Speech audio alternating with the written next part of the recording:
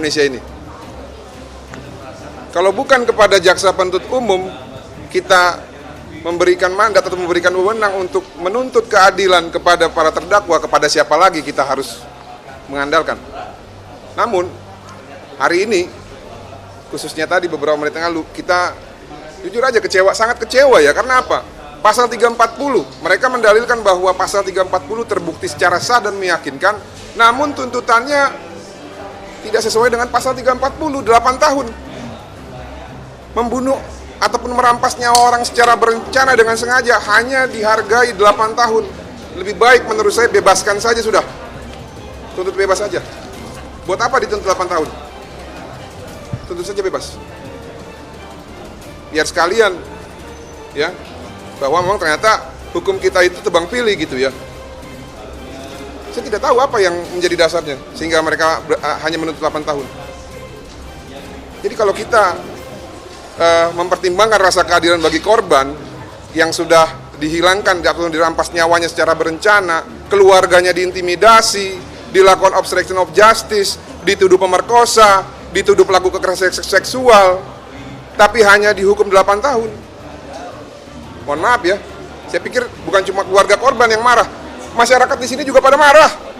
Ini tidak terhitung nih, DM Instagram ke saya, direct message Facebook ke saya, telepon ke saya yang mengatakan, abang harus bersuara bang. Ini tidak adil. Harusnya berapa Bang Martin?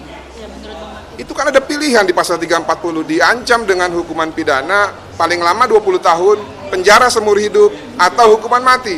Dalam hal ini, Putri Chandrawati sudah terbukti dalam fakta persidangan bahwa dia adalah salah satu aktor intelektual yang menghendaki dan mengingini hilangnya nyawa Joshua ataupun perampasan nyawa Joshua. Masa orang yang memiliki niat jahat membunuh secara berencana, yang mana membunuh itu adalah hak absolut milik Tuhan, hanya dihargai tuntutan 8 tahun. Nanti besok-besok orang akan membunuh orang secara berencana. Ada masalah dikit dibunuh. Mau begitu negara kita? Mau nggak? Kalau saya nggak mau, lebih baik saya tidak tinggal di negara ini kalau begitu cara mainnya gitu. Jadi killing field kita. Dikit-dikit bunuh, dikit-dikit bunuh. Tapi tadi ada 15 poin yang disebut tidak sesuai dengan fakta persidangan ataupun keterangan dari para saksi. Itu pendapat dari kuasa hukum terdakwa yang tadi disampaikan.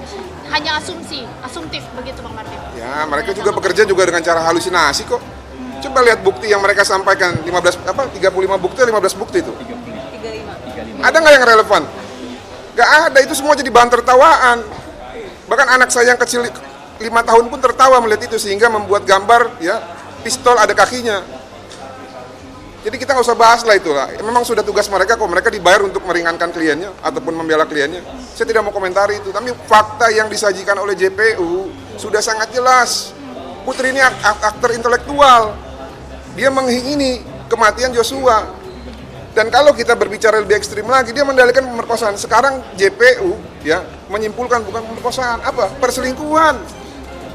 Coba kalau informasi palsu begitu disampaikan kepada suaminya, berarti siapa yang jahat? Siapa yang jahat? Saya mau tanya sama kalian. Merugikan terdakwa dan korban. Iya, yang jahat siapa? Oh, ini cuma 8 tahun. Pak, tapi tanggapan dari keluarga sendiri bagaimana ini kan maksudnya dibilang itu adalah perselingkuhan yang ada kalau perselingkuhan itu kan Sangat kecewa lah, nggak mungkin Joshua mau selingkuh sama orang yang lebih tua. Dan itu kan dia dianggap orang tua angkatnya. Ya, ini orang tua angkatnya. Karena orang tua kandung pernah bilang, kamilah yang melahirkan kamu, tapi anggaplah yang ada di Jakarta itu sebagai orang tua angkatmu. Berlakulah baik kepada dia. Dan hukum Tuhan yang kelima, kasihlah orang tuamu. Orang tua itu bisa siapa saja yang lebih tua. Memang secara spesifik untuk orang tua kandung, tapi orang tua yang ada di lingkungan kerja dia juga harus dihormati. Bang Martin boleh. Dan namun ya, ini walaupun kami menolak ya, tapi kalaupun ini memang itu terjadi, itu atas relasi kuasa. Coba baca teorinya Reza Indragiri. Bang Martin, terlepas dari motif perselingkuhan ataupun pelecehan seksual, peran krusial ya dari Putri Chandrawati yang tadi Abang lihat disampaikan dalam materi tuntutan jaksa penuntut umum apa, Bang?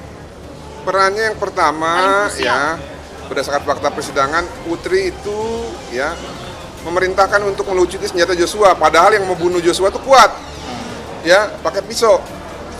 Lalu yang kedua, ya ada petunjuk dari Richard Eliezer yang mengatakan ya bahwa sudah ada perintah membunuh pada saat sebelum di Duren 3 ataupun di Saguling, yaitu ingin menabrakkan mobil ke bagian samping. di jalan tol. Lalu peran ketiga itu ada tertangkap di CCTV Putri Chandrawati bersama-sama dengan Kuat naik ke lantai 3. Diduga keras, disitulah konsep ataupun skenario untuk pelecehan seksual, konsep untuk mengarahkan ataupun menggiring korban ke tempat pembantaian di Duren 3, dan konsep-konsep yang lainnya untuk memuluskan keinginan jahat mereka untuk merampas nyawa Joshua itu dilaksanakan gitu loh. Karena kalau kita lihat ya, Ferdy Sambo pasca penembakan, dia tidak mengatakan apa-apa kepada Ricky dan Kuat, itu berdasarkan keterangan Richard. Namun tiba-tiba pada saat penyidik memeriksa Kuat dan Ricky tahu skenario tembak-menembak, skenario pelecehan seksual. Tahu dari mana kalau dia tidak tahu sebelumnya, sebelum di Duren 3? Nah, cuman yang saya bingung itu adalah kenapa ya, ditambah lagi tadi satu lagi, si Putri ini juga sudah mempersiapkan caranya supaya penyidik itu yakin terjadi pelecehan dengan apa? Dengan mengganti baju pada saat penembakan tersebut. Dan pada saat penembakan berdasarkan fakta persidangan juga, pada saat menjadi saksi, Putri mengatakan pada saat peristiwa penembakan dia hanya menutup telinga. Padahal lazimnya kalau orang ada suara tembakan, yang pertama dilakukan adalah sembunyi atau ngumpet di bawah kolong tempat tidur atau di dalam lemari. Langsunglah menelpon ajudan yang lain untuk segera datang menyelamatkan. Ini apa? Dia hanya tidur dan menutup telinga, berarti diduga keras, dia sudah tahu peristiwa itu apa gitu ya. Siapa yang dibunuh, dengan cara apa dibunuhnya, dia sudah tahu. Nah oleh karena itu ya, ditambah lagi dia mengiming-imingkan uang segala macam gitu ya kepada para ajudannya. Itulah yang disebut dengan kesamaan kehendak ataupun meeting of mind untuk melenyapkan nyawa Joshua. Nah, kalau orang punya pemikiran jahat untuk membunuh seseorang, itu di dalam ancaman hukuman pidana ataupun kesimpulan dan materi tuntutan pidana. Majelis Hakim yang terhormat, tim penasihat hukum yang kami hormati, dan pengunjung sidang yang kami hormati. Kesimpulan, dari uraian-uraian tersebut di atas, maka kami penuntut umum berkesimpulan bahwa perbuatan terdakwa Putri Chandrawati telah terbukti secara sah dan meyakinkan serta telah memenuhi rumusan-rumusan perbuatan pidana pembunuhan berencana sebagaimana yang telah didakwakan dalam dakwaan pasal 340 KUHP junto pasal 55 ayat 1 ke 1 KUHP.